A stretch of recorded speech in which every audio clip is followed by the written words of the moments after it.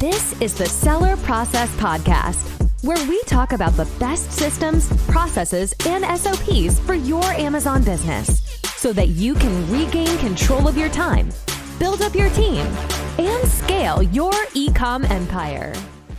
Hello, entrepreneurs. If you are looking to streamline your product innovation process to continuously create new home run products for your brand, then this episode is for you. Our guest today will share with us how he and his team use a project management tool to collaborate on the product innovation process and consistently build new successful products. I'm joined today by Afolabi Oyerokun, a co-founder of Honu Worldwide, an innovative product development, supply chain management, and 3PL provider to Amazon brands.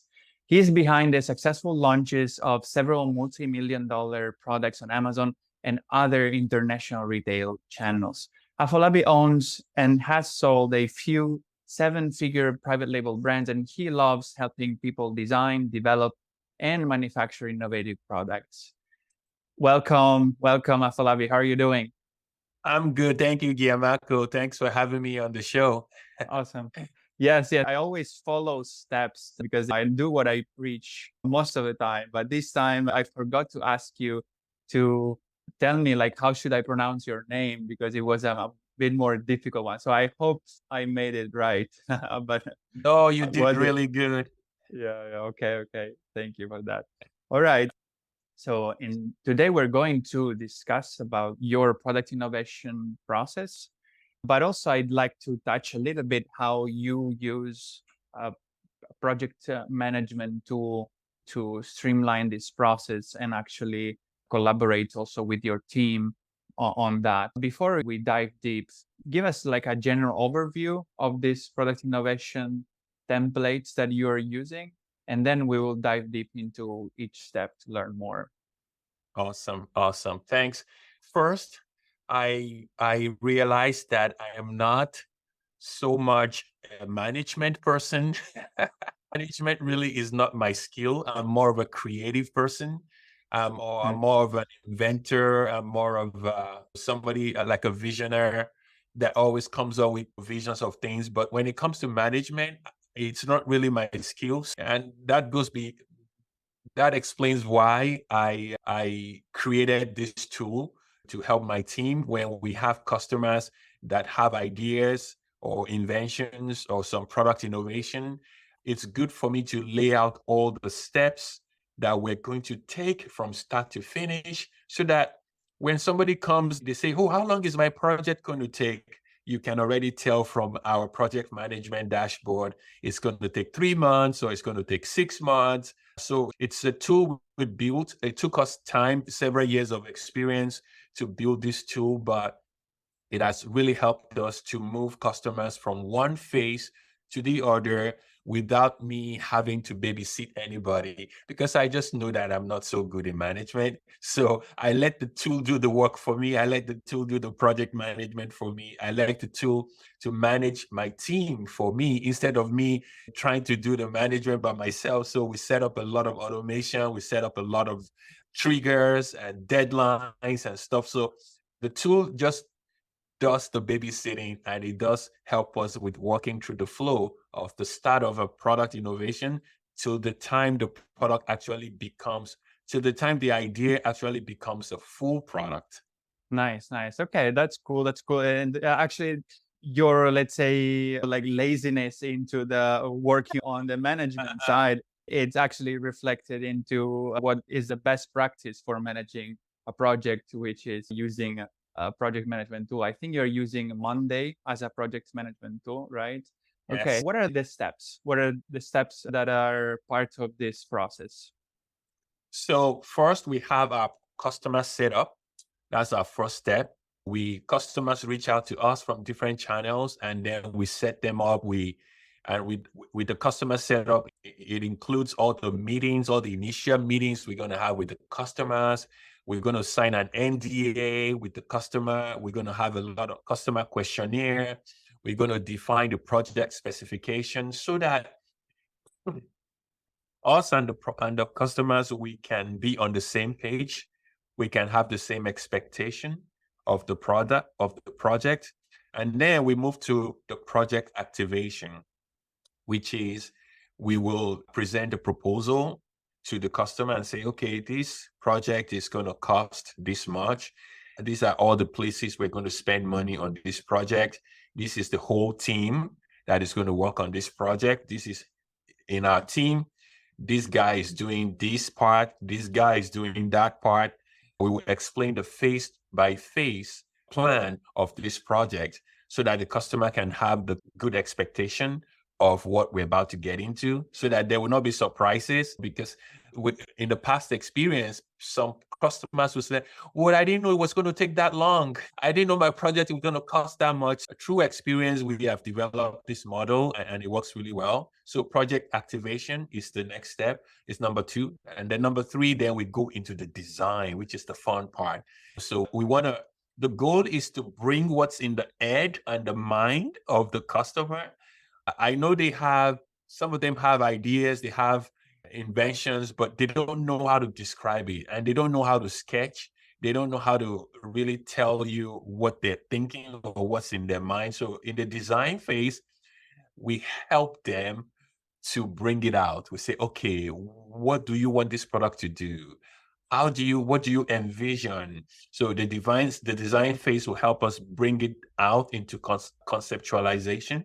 And then we sketch it out if it is a product that includes sketching, or if it's a product that includes 3D design or CAD design. That's in design phase is where we get into that. And phase number 4 is we now go and source for suppliers and factories that can actually make this product. After we finish the design, we want to know that we have our factories lined up, or the production company, or who is going to do any pre-production for this project. We already will look for them and line them up. And then phase 5 will be the prototyping, which is bringing this product into real life. Like from idea, it now becomes a physical product. So from idea, it went into design, and from design, it actually becomes a product you can hold in your hands. And we're going to talk more about prototyping when we get there. After prototyping, if everything goes right, then we go into production. Okay, awesome. Perfect. Okay, so I guess we could jump directly to step 2, where there's the project activation, because step 1, it's mostly like about your relationship between you and your clients. Maybe it's interesting for you to describe in phase 2 how people can create a strategy around the product, the same strategy that you create for your clients. How can they do it for their own, by themselves? What are your suggestions on how to start this whole process by creating a strategy for the product they're now going to create? Awesome. So in project activation, we like to think ourselves as the customer. We like to think like the customer. This is a customer that has probably never invented anything before. He's never gone through this process before. So we have to think of him as a baby, a little baby that is just learning. So the project activation phase for us is like, we're going to say, okay, this is the proposal of what we will be doing for you. This is what this project will entail. We have to do this, we have to do that, we have to do this, we have to hire an industrial engineer, we have to have a pattern maker, or we have to have a prototype maker, we have to do a 3D CAD drawing, we have to do a 3D printing. We're going to lay out the whole phase and strategy, everything we're going to do, and the timeline for each of these things that we're going to do. We're going to lay it out, and the project cost. Because some people will be like, oh, I didn't know, if I had known I'm going to spend that much money, I wouldn't have done this project. Or some people will be like, oh, wow, I thought it was going to cost more than that, but wow, that's good. It's not going to cost too much. So we will give people the right expectation on what to expect, with time, with money, and with step-by-step process. People like to know we've completed step 1. They like to know that we're now in step 2. They like to know that we're now 50% done, 75% done. So in the project activation phase, that's what we do. We give you a full blueprint of everything we're going to do, how long it's going to take, and how much it's going to cost. Okay. I'm seeing here the challenge for the new, like people who are new to this process? You have obviously the experience to tell how much it's going to take in terms of time and cost and so on. What is like if you have any tip or some advice that you can share to people who are new to this process, how can they at least forecast or have an idea of what to expect from the process, because they might not have the same experience that you do. So what Mhm. would you tell them? I would say that if they've never done, it depends on the complexity of their product. If they've never done a product before, at least they should seek the advice of maybe a product engineer or an industrial engineer to give them perspective. If you don't have anyone around you, or you don't seem to be able to hire anybody, there's a company called Xometry, Xometry. You could go there to find industrial engineers to help you assess the kind of what the project is going to entail. They will be able to tell you, or you can actually talk to a factory as well. You can go to Alibaba, find a factory that does something similar to what you're about to do. So when you reach out to that factory and say, hey, I want to do something similar to that product, I want to make some changes. In my own version, I'm going to make some changes. Could you give me an idea of how long it's going to take? Are we going to be making mold? Are we going to be making patterns? Everything we need to do and how much it's going to cost. Can you give me a rough overview of what that would take? Most factories and most industrial designers will tell you exactly what you're about to get into and how much you're looking at. Nice. If you're going to make some things in the US, it's definitely going to cost more. And if you're going to make them in China, so if you're talking to a factory in China about your product or your innovation, they're probably going to make it cheaper because they have the labor, the pay rate is very little compared to doing it in the US. So I'll say that would be a good tip to do so that you can know what you're about to get into before you start. Yeah, absolutely. Absolutely. Yeah, I like your advice. Definitely. I think factories or sourcing agencies can Mhm. help you with that because they have in mind what the production process looks like, so they can give you timelines and estimations. Okay, that's great. So you're doing all this, you mentioned, through a project management tool. Can you share briefly with people like what this project management tool is, and why did you choose that, and what are the functions? Like, why do you prefer using that compared to maybe like the another common ways that people are managing this? After looking at different project management tool, I chose Monday.com for a lot of reasons. I like to keep things simple.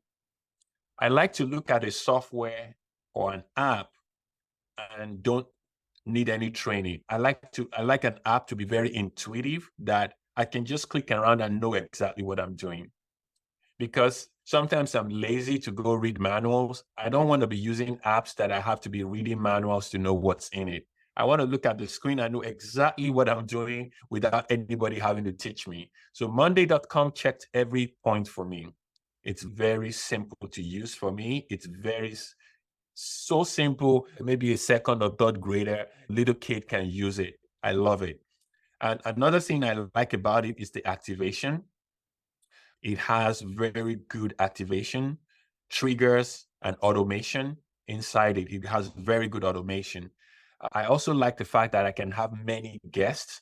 So I can invite a lot of guests without paying more. So when it comes to cost as well, I think Monday still wins versus other project management tools out there. The fact that you can have as much guests as possible on that app, that's why I chose Monday.com. Mm. Another thing, the other things that I like in Monday.com is, you said, why do you use a project management tool to manage the product development? The number one reason why we use it is it saves us a lot of time. Number two is it keeps everyone on the project on track. You cannot trust your memory to remind every step of a project. Like a innovation project template probably has 60 or 70 things to do from start to finish.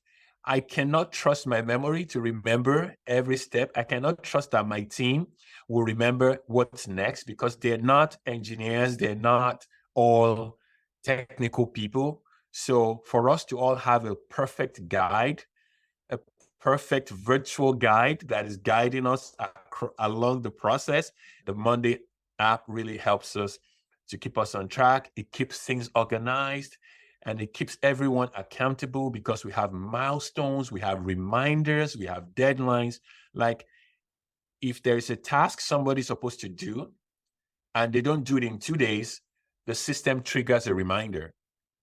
They say, oh, you have not done this in 2 days. Your deadline was 2 days ago. Get it done now. And also it would send a message to his supervisor or will send a message to me that, hey, Sylvia has not done what she's supposed to do. So we set all these triggers, all these reminders, all this, anything that we can use to babysit people, we set it into the system to really help us. And it works very well. Absolutely. Yeah. I second 100% everything you mentioned because in many episodes in this podcast, we always come up with, for one reason or another, that everybody use project management tools. I personally use Asana. You're using Monday, but anyway, we strongly encourage all sellers to start to getting used to these tools because it really enhances their productivity, their collaboration. Several automations makes them save time and remember the right things. Complex processes could not be done without a project management tool, definitely. But yeah, thanks for sharing that. So then let's move on with this process. So after people get a strategy, get an idea from factories or sourcing agents or by their own experience or through consultants, they have a good idea of what the project looks like. Now we're going to then the design phase, like step 3. What happens during this phase? What are your tips to maximize the results? So when we get to the design phase, that is where we bring out what we're thinking or what the customer is thinking. We bring it to paper or we bring it into a software design. We say, after interviewing the customer, we tell you, okay, what are you seeing? What is this product? What problem is this product going to be solving? How did you come about this product? So with all this information we're gathering, we're using it to conceptualize the product. We're using it to design. So we sketch. We have our industrial designer present. We will sketch the product. We will say, is this what you're thinking about? Does it look like this?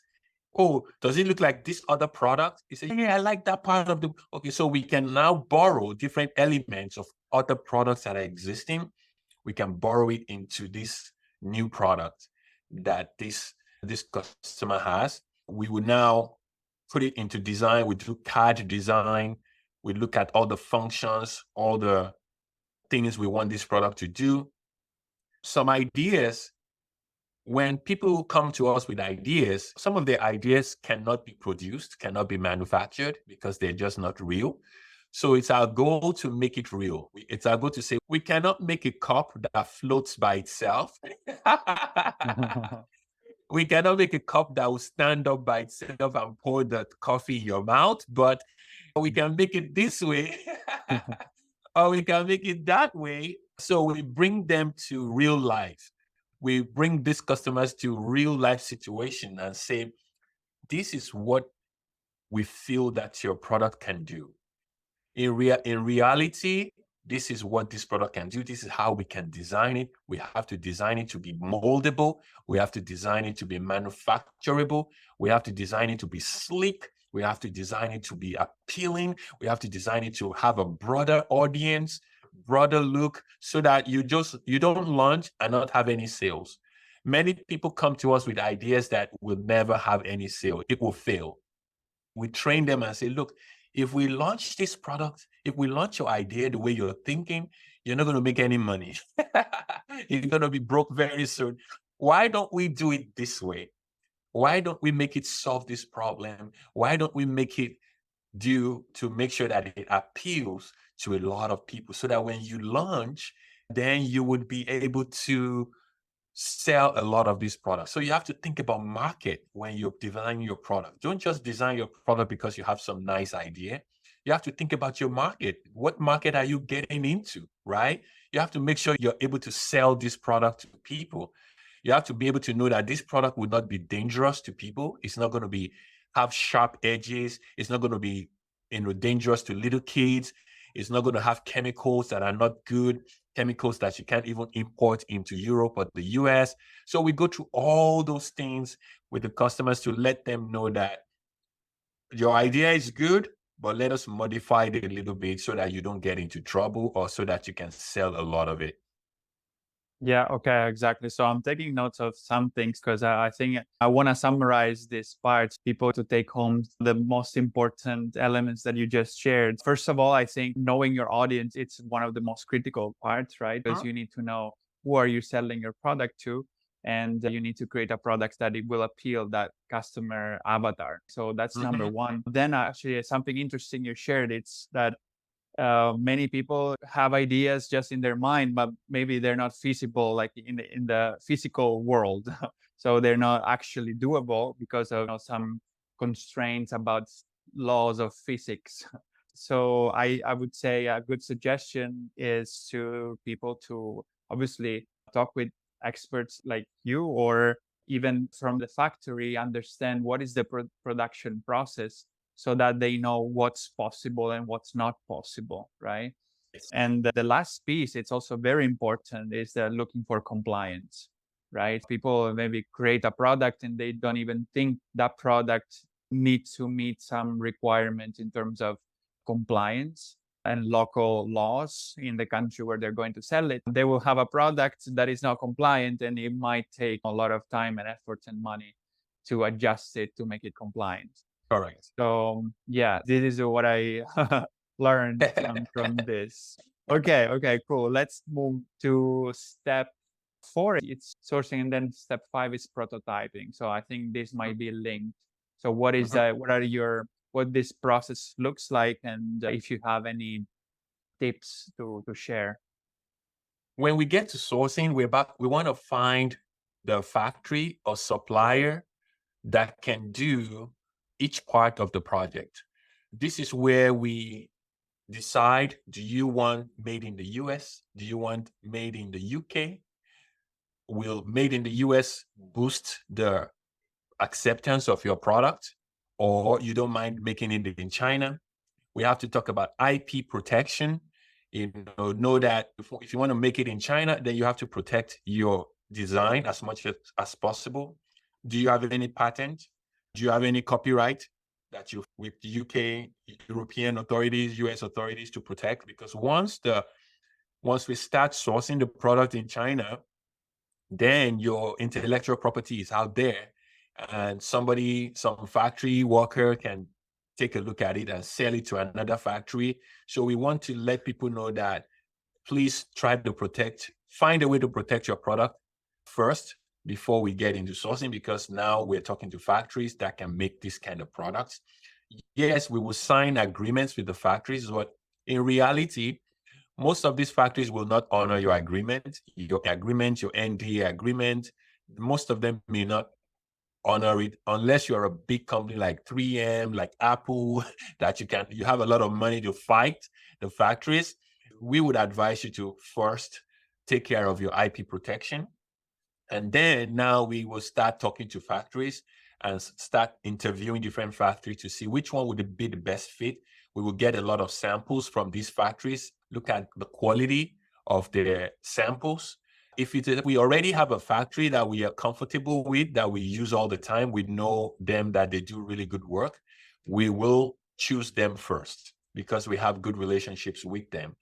And then after we find the factories, we would start the process of prototyping, because sometimes the factories can do prototyping and sometimes we have to do the prototyping here in the US. So we have a prototyping shop in our company here that we would do the prototype in-house to protect your IP for as long as possible.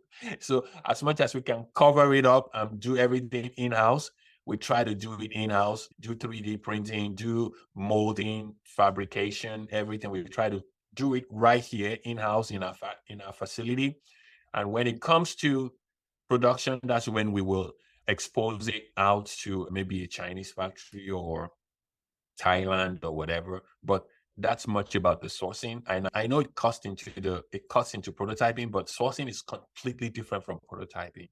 Sourcing is just finding the perfect factory that we know can make this product. Yeah, for sure, for sure. Okay. Those are good advice. Definitely have like a long-term vision, I would say, to think that maybe most people don't care about those elements when they start, right? Because they don't know that actually they could grow to a significant level at some point. But so maybe some inexperienced entrepreneur, they just tend to not really care about IP protection and those kind of things, trademarks and so on. But definitely, as you said, it's very important because at some point, maybe they're growing and they will have problems with that, right? Think with the end in mind, think big that one day things will go for you. So you will be glad that you thought about that in the beginning. I Okay. agree. So what are your advice for the prototyping phase? What happens in this phase? The prototyping phase is pretty much the sample phase whereby your design magically becomes real. It leaves the sketch phase, it leaves the computer imaging phase, the computer design, the paper design, everything you sketch on the paper, everything you put in a 3D drawing and computer, it actually becomes something you can hold physically in your hands. It's really exciting because when customers see their prototypes, they're like, oh my God, wow, this is so cool. Or the prototype could be, oh, wow, this is really bad, because you can get two reactions from a prototype. Some customers wait till they see prototypes to know that, to accept our advice that the product is not that good. It's not solving a lot of problems. And when they get to prototype, they'll be like, oh my God, this is not what I expected. But we're like, yeah, that's what we've been trying to tell you, that you're supposed to fix this and fix that, because they're emotionally attached to their ideas. They're like, no, I still want it to be that way.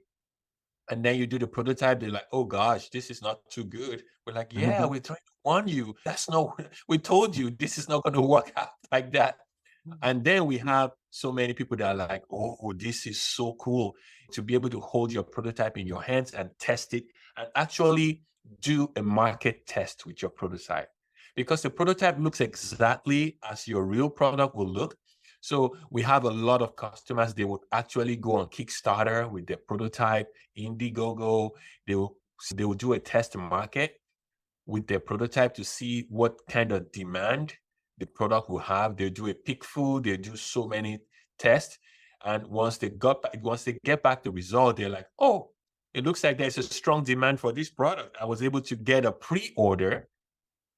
I'm able to get 5,000 pre-orders of this product just by showing people the prototype. So prototype is so important.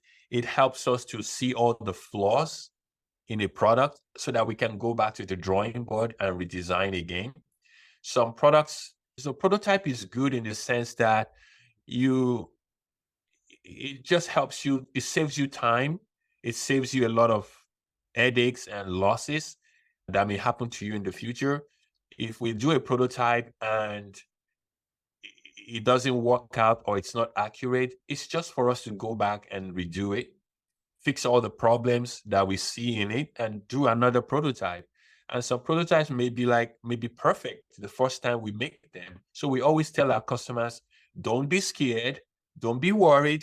If your prototypes come out and it doesn't look like what you're thinking, or it has more work to be done, that's okay. That's the purpose of a prototype. It's for you to know how close you are to a finished product, right? So we use prototypes to fix problems. We use prototypes to make our products more accurate and to solve any problem that might happen.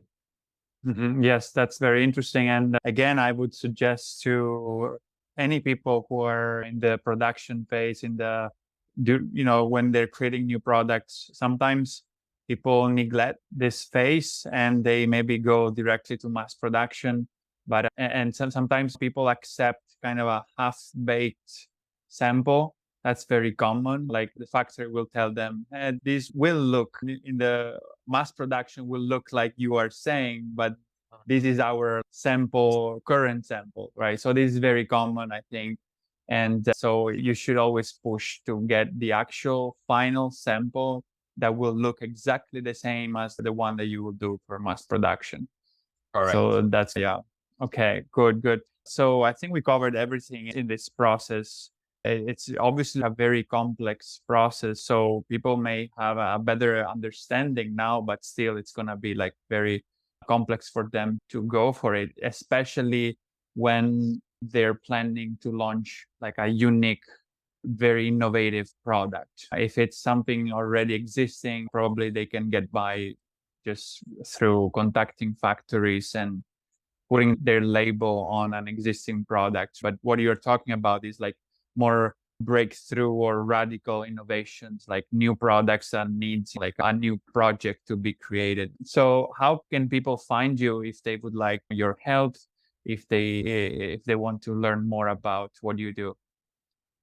They can go to our website, honorworldwide.com, or they can send an email to savings@honorworldwide.com, or you can hit me up on LinkedIn or Facebook. I answer questions or inquiries from all those channels. Website, honorworldwide.com, email savings@honorworldwide.com, or you go to our link, send me a private message on LinkedIn or send me a private message on Facebook as well. Awesome. Yeah, thank you very much again for this. Yeah, thank you for your time and for sharing these tips with their listeners. You're welcome. Thanks you. so much for having me. Awesome. Thank you again. So guys, remember the key to success is to emulate the best. So take home the advice that Afolabi just shared with us. Remember that there's always a complementary material that you can download in our website. For this episode, Afolabi shared with us a video SOP to show you how to use a project management tool, and gave us an example of how he's using it with this product innovation process. So go check it out. You can download it in our website, thesellerprocess.com. You will find it in the show notes, or you will find the same link also in the video or in the video description on YouTube. So I hope this, guys, was helpful for you. I wish you a productive week, and I'll see you in the next episode. Bye. Hey entrepreneurs, I hope you enjoyed the episode and learned something from the interview.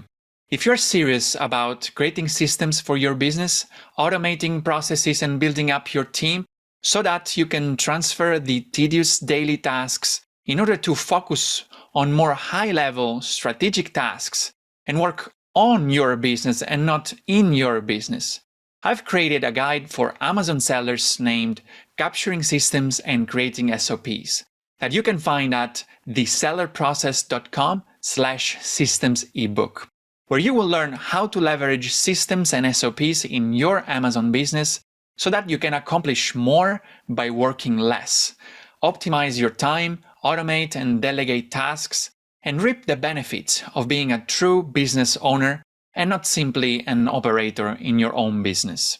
Go download the ebook at thesellerprocess.com/systems ebook and start implementing all the tips and insights that I share with you. And leave us a review or a comment to let us know how the content we are sharing here is making an impact in your business. And have a productive week.